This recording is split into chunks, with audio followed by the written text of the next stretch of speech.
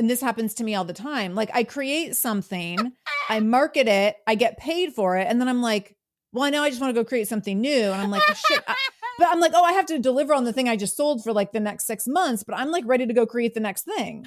I do that all the time. I'll be like, well, I sold that for like 3 days. Next. And it's like, no.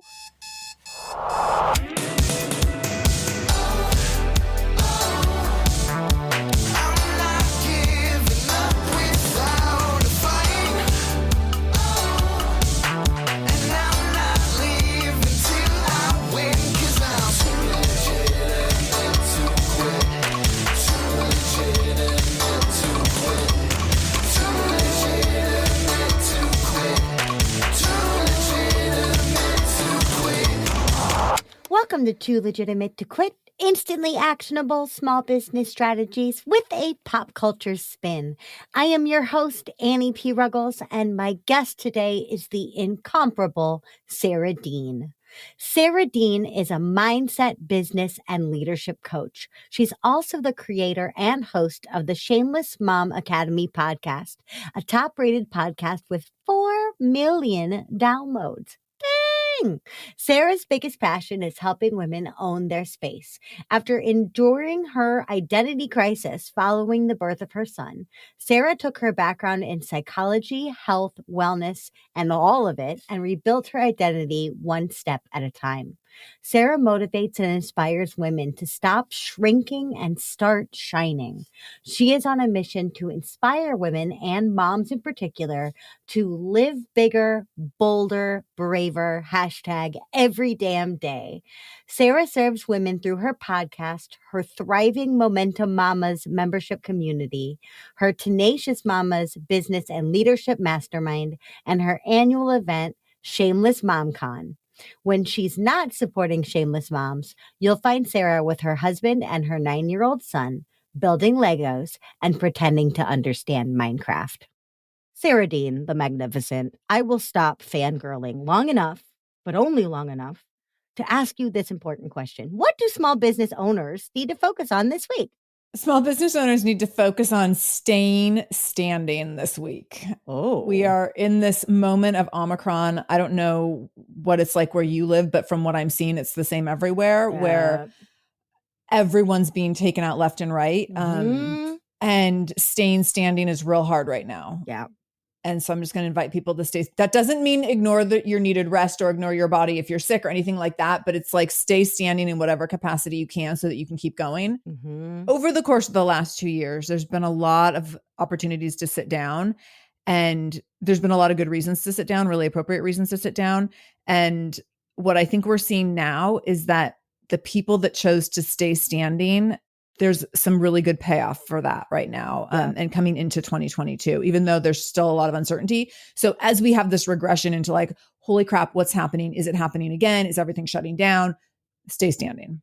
Oh, I love that. So what you're saying is my default position of the fetal position for the last 2 years is probably not mentally, physically, or emotionally the best choice for me. I mean, there's moments for that for sure. But I also know if you've been producing the show during that time that you have opted to stay standing in one capacity or another. In one capacity or another. My butt may have been planted, but emotionally I was standing up. I think that's so key though, in that effort of like, damn it, I'm going to wash my hair today. Yep. I'm going to do it. Or like, that's the personal one for me. Is like, I'm going to wash my hair. It doesn't matter if my clients don't care. I need to care. So I will do this. Right. But there's also that component of like, there are just the everyday mundane aspects of entrepreneurship that don't feel like they carry too much meaning, but still have to get done. And it's like, okay, stand up and get your inbox down.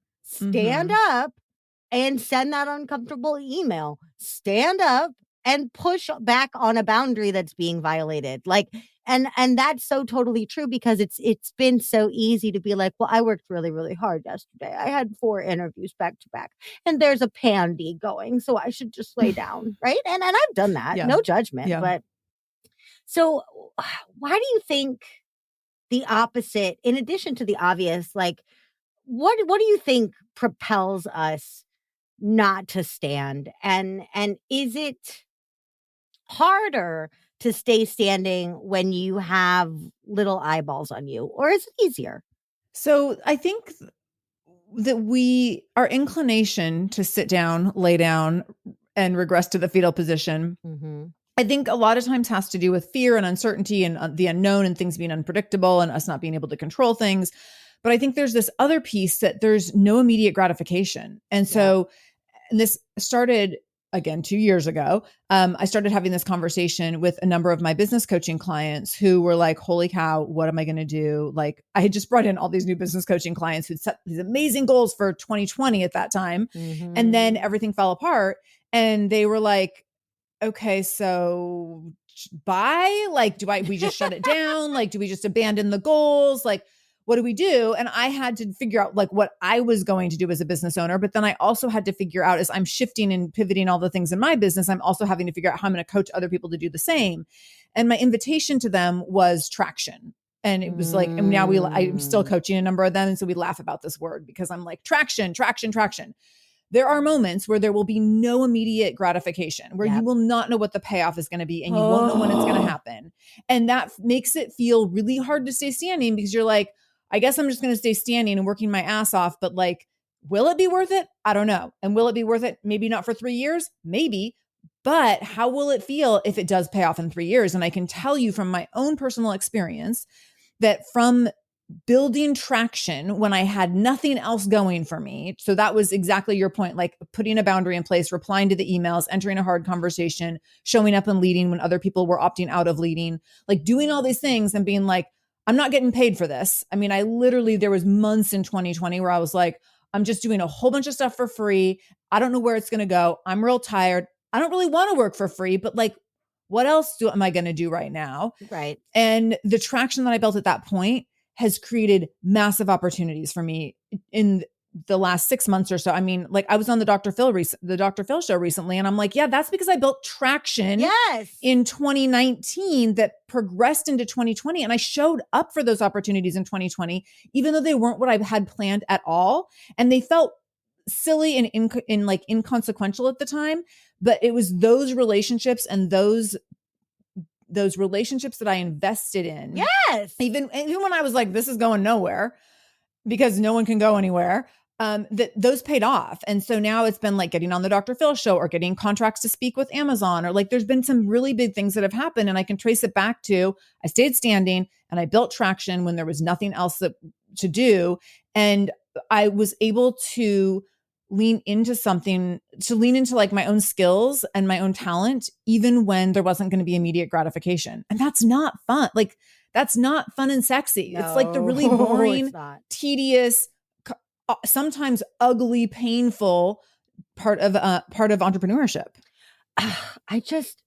All of this is so powerful and so freaking gorgeous. And most of my listeners and most of my clients are what I call chasing growth phase. Like they're sort of in it, but they're sort of not, but they are, but they can't really tell. And it's because of exactly what you're talking about. Progress is a lot easier to track in hindsight, right? It's a lot easier to go, whoa, when you look at 6 months of marketing of metrics instead of 6 days. And that's just marketing metrics that are given to you, not any of the soft intangibles, right? And I see this with my clients all the time where we start every single call with celebrations. All of our group calls start with celebrations and they're forced.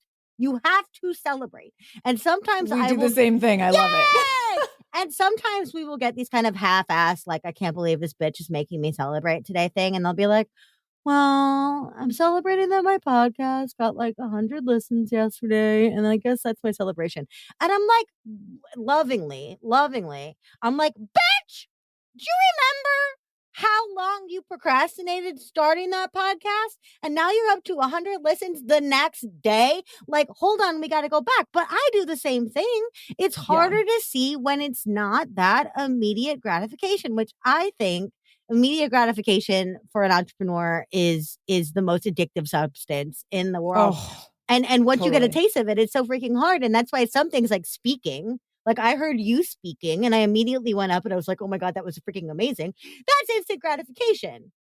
This podcast episode is not going to have instant gratification. I'm going to fangirl out on you, but I would do that anyway, right? But 7 years from now, someone could email you and be like, I heard you had too legitimate to quit back in 2022. And it's like, what? But I think what's so freaking key is that you're treating time and energy and good faith as what they are, which is an investment. If we put in an investment of money, we would expect it to take time to accrue, right? We don't buy a stock and expect to be a millionaire the next day, but we do when it comes to energy and time. We're like, well, hold on. I committed to that relationship. I really showed up for her yesterday. So when is she going to show up for me today? And it's like, if you stop, that doesn't really make sense. But why do you think it's so hard for us to run on faith and exhaustion? I mean, it sounds kind of obvious, but why do you think we don't view those things on par as a, say, financial investment? I think that we see other people's success and we assume that they did it really quick or that it came really easy and that they didn't invest in themselves and invest the time and the energy and they didn't have to build the traction. So because building the traction isn't the sexy thing, no one talks about it. No one talks about like how long it takes or how many times you were just really bored with your work or it felt really tedious or it felt really hard or it was just not glamorous. And when that piece of the equation is missing and we don't see that, we look at someone else's social media following or someone else's downloads or someone else being on, having some media opportunity. And we think that like, oh, that just happened for them. And that's not just quote unquote, just happening for me. And so then we don't have a reason to be patient for that. And we don't have a reason to see that those investments of time and energy being worthwhile. Because we assume that we're doing something wrong instead of recognizing like, no, you have to just keep showing up 1 million times over and over again in those like unglamorous moments where no one sees you. And then you get those payoffs, often much later. I love that you brought up patience because I feel like patience is just never really talked about in this world, but super necessary because and most of us don't have it. If you're a creative, you're not patient. You create one thing and this happens to me all the time. Like I create something, I market it, I get paid for it. And then I'm like, well, I know I just want to go create something new. And I'm like, oh, shit. But I'm like, oh, I have to deliver on the thing I just sold for like the next 6 months, but I'm like ready to go create the next thing. I do that all the time. I'll be like, well, I sold that for like 3 days. Next. And it's like, no. Yeah. No, now you have to grow and deliver on the thing you just sold, little girl. Yeah. Slow down. Yeah. Oh my God. But it's so weird because then it's like, well, I consider myself to be a relatively patient person with everyone else other than myself. Oh, totally. And I'm working on that because a lot of that is like boundaries. Like it's much better to be patient with yourself when you're not exhausting your self-patience over stuff that you shouldn't be tolerating. Right. So like that's on me. If I let clients push all my boundaries and beat up my buttons and just make me crazy, that I can't blame the client for that. That's because I'm not showing up or standing up for myself in that way. But at the same point, I do a million worse things to myself every day. And that's not a good thing. That's a bad thing. But at least I'm more and more aware of like, hey, I need to be more self-compassionate. Yeah. Yeah. In these moments and freaking patient. Dang it. I want to be patient, Sarah. I know. I want it now. And the funny thing is I want it now and I've been building it for 10 years and I still want it, So it's like, oh my God. Yeah. What are some of the ways that we knowingly or unknowingly sabotage our traction? Good question. I think we sabotage our traction by not recognizing it, first of all, by not seeing that that's what we're doing. We are quick to think things are not worthwhile or think things aren't going somewhere when they actually are. I think we also are really quick to be really self-critical. And so when we don't get immediate gratification, then we beat ourselves up and we stop doing the thing or we shift gears too quickly because we go into the comparison trap or we go into self-doubt. let all of our self-limiting beliefs or negative self-talk like circle back on this like vicious loop. And when we do that, we end up not really fully expressing whatever the vision or the dream was, or not fully building the vision or the dream. And so it never even gets like the opportunity to breathe in the way that you intended it to. So one thing that I think is so freaking interesting is that you brought up this horrible trap of comparison thinking. Mm-hmm. And there are a million things that we could say about comparison thinking, the good aspects, the bad aspects, letting it inspire you or this or that. But you run a huge, thriving international community, and it operates in these fabulous, tight-knit cells. So my question for you is, in our own lives and in the communities we frequent, but also the communities we run, how do we live in close proximity with people and have that inside view into their world and not get hung up in comparison? I think that we have to recognize that we're all really layered people. Mm-hmm. Then we make space for those layers. And I can tell you that within so I have a membership community that's all it's personal development and mindset work for moms. And then I have a mastermind community that's business and leadership coaching for moms. And inside of both of those groups, which are both smaller, tight-knit groups, versus like our bigger public free community, we make all the space for all the layers. And so it's not just like, how are you the most fabulous person here? But it's really like, what are your obstacles? How are you getting in your own way? What's holding you back? Where did you have a win? Where did you take imperfect action? And we really lead with imperfection. And so when you lead with imperfection, the walls come down pretty quickly for comparison, because then even the people that have really fabulous looking lives from the outside are quick to step in and be like, hey, like, this is the thing that's really hard for me. And what's been really fascinating with that is that we've actually had some high profile people in our programs over the years who have some public notoriety in different capacities. And when they come in and in our early conversations, I'm like, hey, like, you're just showing up here as you, not as like your public persona. And you're here to show up imperfectly. Like, that's expected.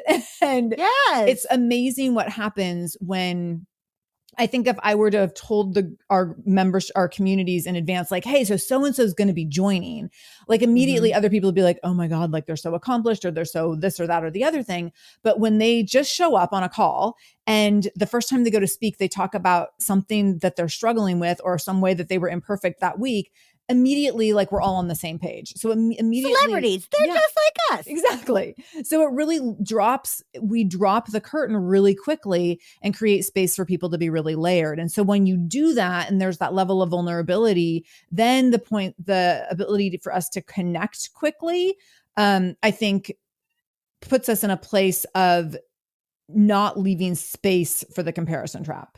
And so then instead we're filled, like, and I always talk about crowding things out. So if you want to crowd out the comparison trap, it's like, well, what are you going to use to like fill up all the extra space so that there's just not room for that bullshit anymore? And so what you're using to fill it up is like talking about what's hard for me right now, talking about how I'm imperfect, talking about this funny thing that happened, talking about this really tiny win I had, not talking about like how I got an HBO special or whatever the thing, So talking about things in these really humane ways, and that really crowds out any space left for being like fancy and showy, or crowds out the space for other people to be like, oh, if this person's here, I don't even feel qualified to be here anymore. But also how incredible for that person who very likely in their life has to be on all the time. Totally. And if they're like, my kid threw up on me 5 seconds before I had the most important audition of my career, everyone around them would be like, stop bitching, you're a celebrity. Or like, but you got the job, what does it matter? And it's like, well, hold on. Why are the details of my life and my motherhood not as important? And it's like, how beautiful to be able to show up and be seen as a different layer of that onion. I will say that often the people that come in, and it's not like there's been masses of them, but the few that we've had who've had a little bit of public notoriety, it's amazing when they come in and they're like, I'm I'm really stuck, or I don't know who I am, or I've been really struggling with my mindset. And those are really common. Those are like the things that I've heard repeatedly from this small contingency. And it's refreshing to know that like, that's just the human experience when you're like a 40-year-old mom, and how great for them, to your point, to be able to come into a space and be able to be seen and held and heard and connected in that moment. Because to your point, it's like, you don't get that in other places. Like there's not space for that. It's not normalized. It's not a thing. No, even if you get interviewed in like a magazine about it, they're going to take like the cutest, most perfect looking picture of your children and be like, look at these adorable little angels. Like, I just said they puked on me. Why didn't you put that in the thing? Right. So it's Dr. Phil, isn't it? Dr. Phil is a member of Shameless Mom Academy. Totally. I'm just going to deduce it's not Dr. Phil. It's Robin. Robin's part of the Shameless Mom. Never. Oh my God. You know, I love also hearing you talk so much about patience and allowing things to grow and happen naturally, and also showing up imperfectly. The speech that I was lucky enough to hear of yours was specifically about membership. And one of the things that you really touched on is why you ask for an annual commitment. And I have since shifted to asking for an annual commitment. So thank you. But additionally, I think one of the reasons why you said that annual was so loving, like was so critical and important, is because setbacks happen and your members are human.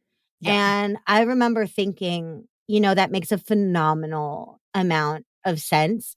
And again, with that forgiveness, that permission, and that safe space, when you communicate that up front, you say like, look, I'm in this for the long haul.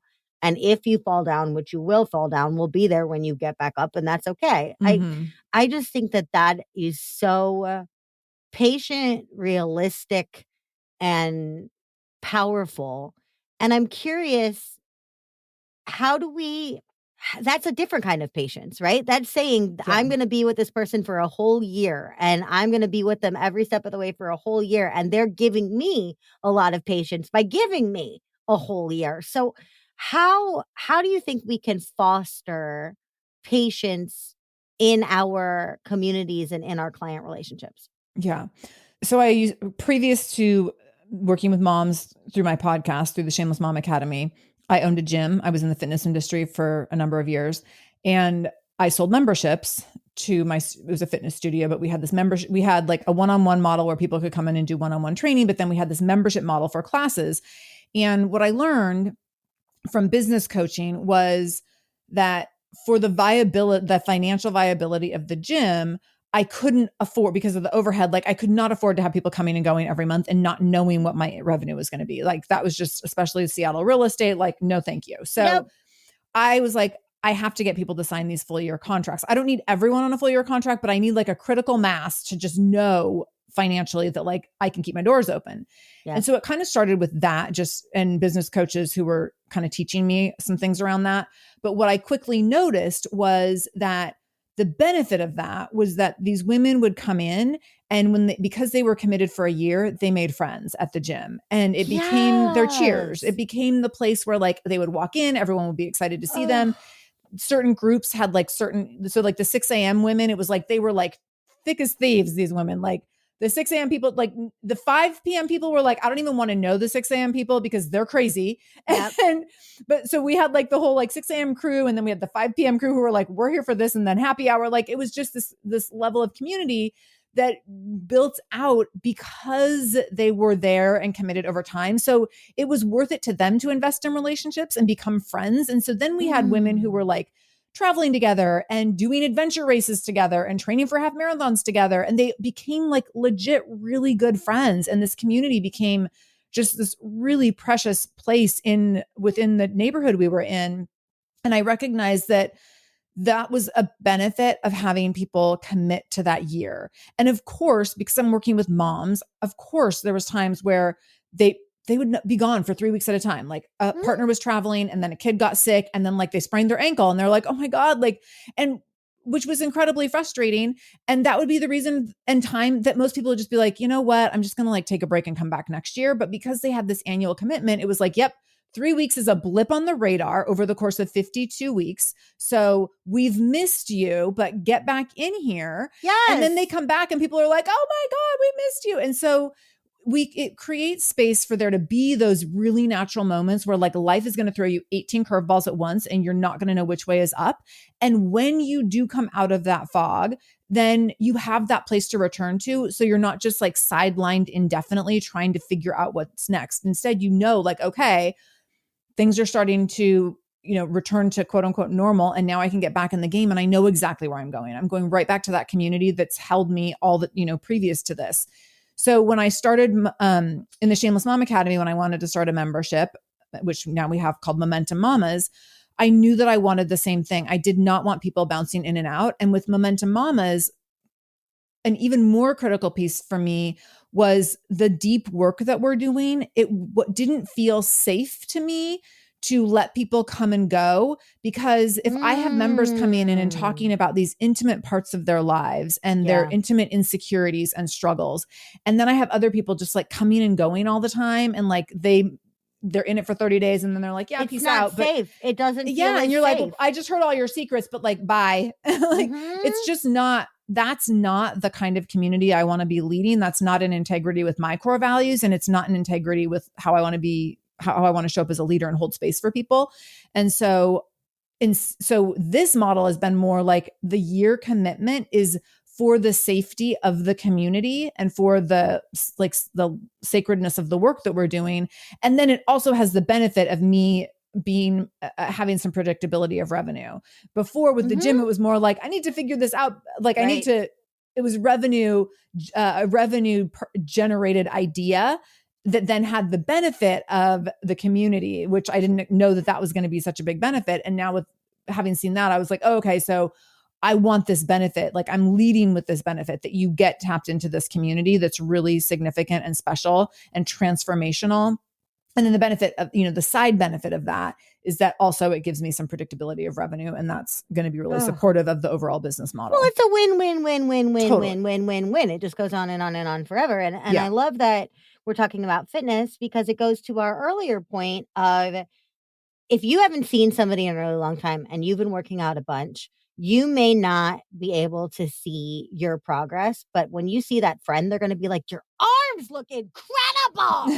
You're not going to know that. Totally. Same thing happens on my calls when we were talking about somebody. I'm not always the only one going, hello, you just launched your podcast 2 months ago. You should be proud of yourself. What are you doing? Like, we see each other through different lenses of progress as well. And so building a community that sees you and knows you and stays with you is another way to, I guess, foster that patience, that traction is happening. We just can't see it yet. Just like, I have abs. They're just under fluff. And maybe someday they will come out to party, and maybe they won't, but they're there. I love that. All right. So all of this good feeling, community building, I feel like it's the absolute perfect segue to ask you this question that I have been dying to ask since this podcast. Well, not since the podcast began. Podcast older than the show, but whatever. It feels like it's been since the incarnation. What the heck does any of this have to do with the Richmond Greyhounds and the magnificence that is Ted freaking Lasso? Oh, Ted Lasso. I have to say, I first heard, I know, like when you say it and there's just immediate like soundtrack that plays in your head of magnificence. I originally heard Brene Brown talking about Ted Lasso on her show, and she was like, yeah, it's about soccer, blah, blah, blah. And I was like, bye. I was like, I don't need to watch a show about soccer. Like, that sounds really boring. And she's like, it's changed my life. And I'm like, Brene, like, I thought we were closer. No. I was like very disappointed in her. And so I completely ignored it. I completely ignored her recommendation, which we should know, like, you'd never ignore anything Brene says. Yeah, don't ignore Brene. Mama I completely ignore it. Steer us wrong. Right. And then I start seeing it pop up on social media, people mentioning it. And again, I'm like, oh my God, stop, people, just stop. And then I credit my own Facebook, Sarah. That's really what it started popping up. But we started watching the morning show on Apple TV, which was the first show we watched on Apple TV, I think. And it was really good. And I was like, oh wait, this Ted Lasso thing's on Apple TV. Fine. Like, let's try. Well, I'm one already episode. paying for Apple TV, so Right. I may as well see what is here. So we started watching, and the first few episodes, I was like, it's just a lot of soccer. And Jason Sudeikis, like, what? Kind of goofy. Yeah. I just was like, I don't know. But it worms its way into your heart. It does, because, and it's because of the layers. And so, which we've kind of referenced earlier in this conversation, the layers of humanity in the character development of the characters over the course of the show, like, you can't help but fall in love with every character for different reasons, or feel like empathy for every character for different reasons. And it's interesting. We also have been watching Succession at the same time. Oh my God. And I talk about the opposite of Ted Lasso. So in Succession, like, every character's bad, and you keep you're like, is anyone gonna like be redeeming in any way ever? And like, spoiler alert, no. And in Ted Lasso, you're like, I don't know, I don't quite get it, but like, maybe they'll redeem themselves, or maybe like, I'll see this point of connection where I can relate to this person.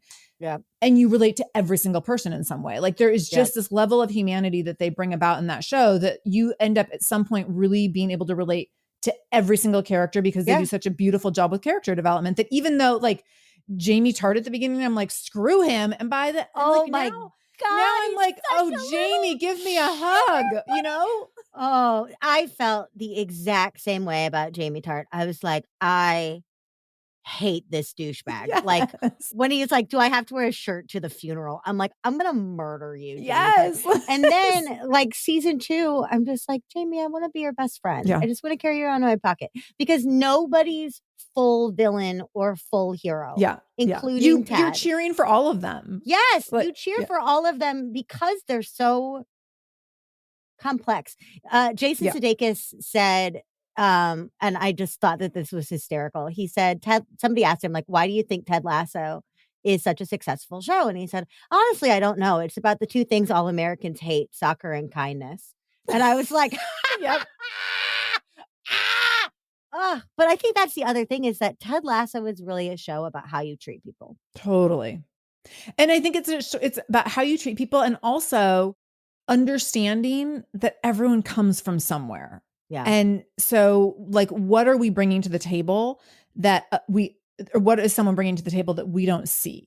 And so you see that in character development, as you see, like, you know, Rebecca, who starts out as like, so wearing rigid and frigid. Oh, like wearing her armor everywhere. And then you start to see like, oh, I get it, why she's like that. And then same with Jamie Tart. And you and I, you know, we were talking about Nate a little bit earlier. Like, I'm mad at Nate. I'm very mad at Nate. And also mad at Nate. I'm like, who hurt him? Right, you know, who hurt him? You kind of want to punch him and then hug him immediately, and then punch him again and then hug him again. It's like, because I'm like, clearly someone hurt you. And we know that hurt people. And like, let me help you get to the bottom of your hurt. And we want better for them. Right. We want better for Nate. We're like, Nate, this doesn't have to be your future. Becoming this bitter, old, nasty person does not have to be your destiny. And so that's kind of tough, because we're like, well, no, Nate. But, you know, just even the way that they give life to the quote unquote, like, lesser soccer players, or May, who runs the pub, or, you know, the way that they show up and protect each other and rally around each other. And one of my favorite characters is Trent frickin' Krim from The Independent. Like, this very dry, no nonsense, consummate professional hard ass with an underbelly of gold that we don't see for like a season and a half. Or you brought up Ted and Rebecca at the beginning of season 1, and the first time he brings her cookies for business with the boss, and she's like, this is inappropriate, I'm not taking this. But we see this kind of beautiful image of their relationship form, on how she gets to the point of not only welcoming the cookies, but like getting upset if the cookies are even like, you see her softening late. Like the softening of her armor, which is like, you don't see that coming. Like, you don't think it's going to happen. And you think you can typecast her from the beginning. You're like, oh, I know who she is. Yeah. And then you're like, oh, maybe I don't. No. And that's true for everyone, right? Like, we do this in every aspect of our lives. We're like, I know who you are. And then as you start, and I do this like other moms, where I'm like, oh, I know who you are. And then I learn something about someone. I'm like, oh shit, like I did It's not like know who when you you find were. out she's the shame nun from freaking Game of Thrones. You're like, Rebecca. I did not know that. I don't do Game of Thrones because Okay. it's enough, you know, I mean, if Brene It's recommended okay. it, if Brene recommended it, maybe, but if Brene Brown recommended Game of Thrones, I think Brene Brown would be quite drunk. Because although here's the thing, there is a lot of shame in yeah. Game of Thrones. There is a lot of imperfection in Game of Thrones. So maybe she watches it for like research purposes. Right. But I right. certainly don't think like it's in line with daring greatly. Like I don't think Game of Thrones really qualifies as daring greatly, but Ted Lasso does. Oh my right? gosh. Especially yes. the team is pulling together in season 1. They're trying not to get demoted. I'm not going to say if they do or not. In season 2, they're dealing with whether or not they did. Right. But they have a common goal. The team needs to come together. The team needs to stay alive. And that is daring greatly. Totally. There we go. Brene, thanks for the Ted Lasso rec. You got Sarah between you and my obsessive Facebook posts. We got this done. What else? What have I not asked you about Ted Lasso before I release you into your beautiful interview-filled day? I don't know how much I want to give away. So Rebecca's relationship that she gets into with a player, we'll leave it at that. But the relationship she gets into with a player, at first, this is again, like where I was like, so inappropriate. Oh my God, no. Like and from the get-go, I was like, this is wrong. This can't happen. And then I'm like, oh, it's so right though. It's so right. I think that like, it's just everything that we have this in our personal lives where like you see someone's relationship or the way someone's parenting, the way someone's building their business. And you're like, nope. And we are just so quick to judge or so quick to think that like we know the right lines that can't be crossed or whatever. And it's like, no, you don't. You don't know. You don't know. Because if you think about it, you know who, and I know who, is infinitely better than her ex-freaking husband, Rupert the Evil. Totally. So like why my mom was the same way. Now season 1, like episode 2, I'm like, that would be cute. I'm shipping that. That's what I want. And everyone's like, you're crazy. My mom, same way, was like, it's not gonna work. That's terrible. And then like 4 seconds later, she's like, I want a t-shirt with them on it. Oh, 100%. I'm like, oh my God. Oh my, well, and I know where you are in the show. Yeah, I'm not caught up. I'm not done. Exciting things are about to occur. We're like pacing, my husband and I pace ourselves. And so we like drag, especially when we know we only have a couple episodes left of something. We're like, okay, like 1 episode every other week. Here's the full circle on that. I cannot believe that you two have the patience. Because But we're so sad when things are over. Like we just finished Succession and I was like, I still like, I mean, we finished it over Christmas and I still sit down and we're recording this on January 19th or 20th or something. I still sit down most nights of the week and I'm like, oh, I'm so sad we don't have a Succession to watch. Right. Even though they're all terrible, you're like, dang it. They are. They're so bad. They're so bad. It's the anti-Ted Lasso. I know that that's how I'm going to feel when we're caught up on Ted Lasso. Also, if you wait long enough, if you pace it out enough, it's just closer to the next season being released. Oh my God. I freaking love it. All right. I got to get you back to your day because I know you got interviews all day, but I got 2 quick questions for you. Okay, cool. The first one is, if someone was trying to win you over and you are the boss, which you are, I know you have a fitness background, but let's pretend like everything is calorie and fat free for now. What kind of baked goods could you be won over with? Oh gosh. So I already believe everything's calorie and fat free. I don't care at all. I believe in indulging in food that brings me delight. So what you could win me over with. So there's these cookies at this grocery store chain here in Seattle, the Metropolitan Market. They're called The Cookie. And they are in the bakery keeps them like stocked and warmed. And it's a big, huge chocolate chip cookie, but the center of it is has like a little mound in it. Oh. And basically they do it so that it's like thicker in the middle. So when you eat this cookie, the outside of the circle is like a little crunchy, still warm, but a little crunchy. And then as you get closer to the center, it just gets ooier and gooier. And basically in the middle, it's like hot cookie dough. On Ted Lasso, we got crunchy outsides. Yep. We got gooey insides. Oh, and I'm telling you, these cookies are like, and they're big. So like, luckily I don't have a Metropolitan Market near my house, but whenever I'm near one and I go in to get one, I will sit in my car. Like the second after I get it, I'll sit in my car and I'll be like, I'm going to have half now and half later. But you get to that middle and you're like, I got to keep going. Well, you can't stop. Like I got to go all the way through. My husband always talks about the point of a sandwich where you can't put the sandwich down because it would just explode. Like that's it with that cookie. So all right, 100%. They have biscuits with the boss. You have cookies with the CEO. How about that? Yes. Yes, I love it. Sara, especially for our moms out there listening, what is the best way for them to come into your cheers, your Richmond Greyhounds, your team? How do they start a conversation with your world?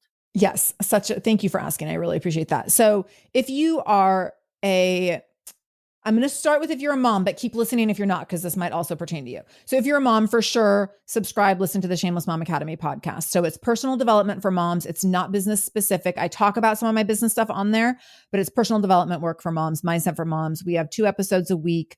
The first episode is with me on Mondays. And then on Wednesdays, we have an interview, and it's always with just phenomenal women and leaders. And I really work to bring in stories around women who are doing things differently in the world and really diverse perspectives and diverse lived experiences. So moms can tune into that. Now, that said, I have a lot of people who listen who aren't moms because it is not a parenting podcast. This is not like how to potty train your babies at all. It's like how to be a better leader, how to show up for your life, what's holding you back right now. We just did one that's like, what are the messages from your childhood that are holding you back as a leader? So it's a lot of those kinds of things. It's really personal development. So I have a lot of women who listen who are not moms.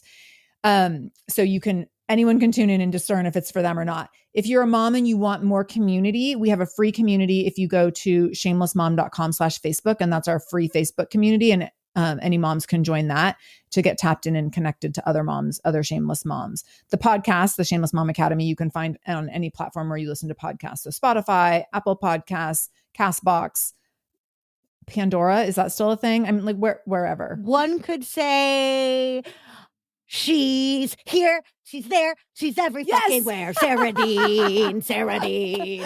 Sara Dean, this has been a fucking blast. Thank you so much for being with me today. I cannot wait to see what's next for you. Thank you for constantly blowing my mind with your brilliance. It's been a delight. Oh my gosh. Thank you so much, Annie. This was so much fun. I so appreciate the invitation. Everybody, I will be back in just a second with my final thought and your homework for the week. No soccer.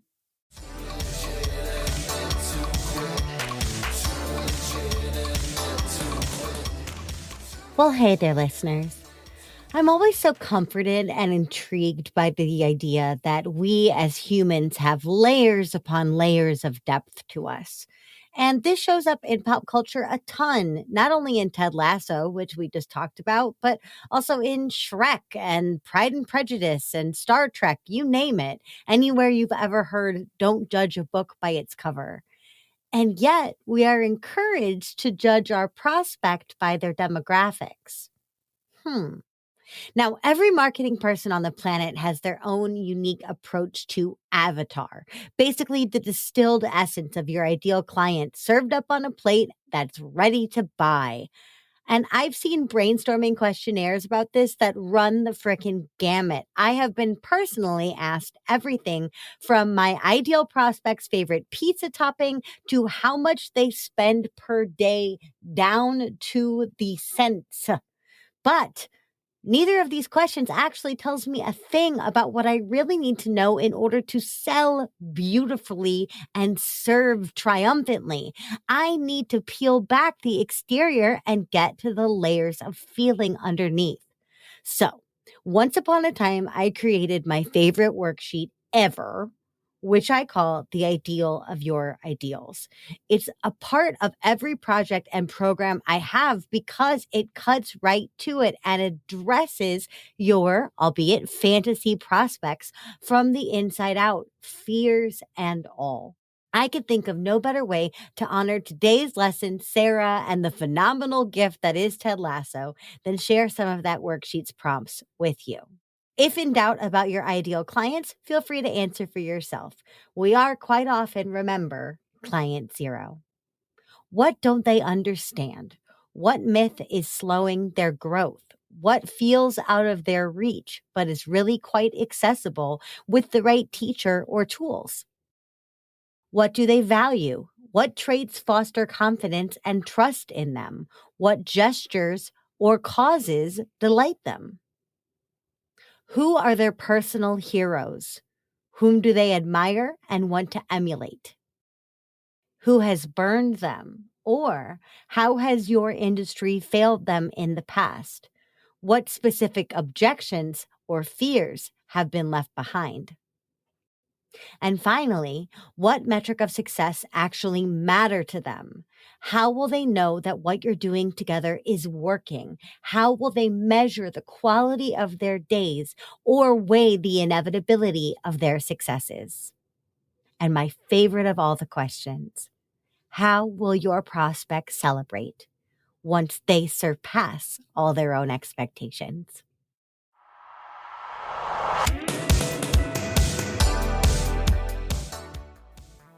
Hey, thanks for listening. Too Legitimate to Quit is brought to you by the Non-Sleazy Sales Academy and me, your host, Annie P. Ruggles. Listen, we talk a lot about marketing on this show, and that's because I fully, earnestly believe that every dime and every moment we spend marketing is totally worth it unless we turn around and sabotage ourselves at the finish by refusing to sell and sell beautifully. Why? A lot of us have a misconception of what selling actually requires of us or who it needs us to be. Please give me the opportunity to help change your mind at www.nonsleazy.com. That's NONSLEAZY.com. Big shout out to the fabulous dudes who help make this show what it is. My producer and editor, Andrew Sims of Hypable Impact, my composer, Riley Herbastio, and my show artist, Francois Vigneault. They're all fabulous, and I'd be glad to introduce you. Until next week, just do your best, and remember, you're too legitimate to quit.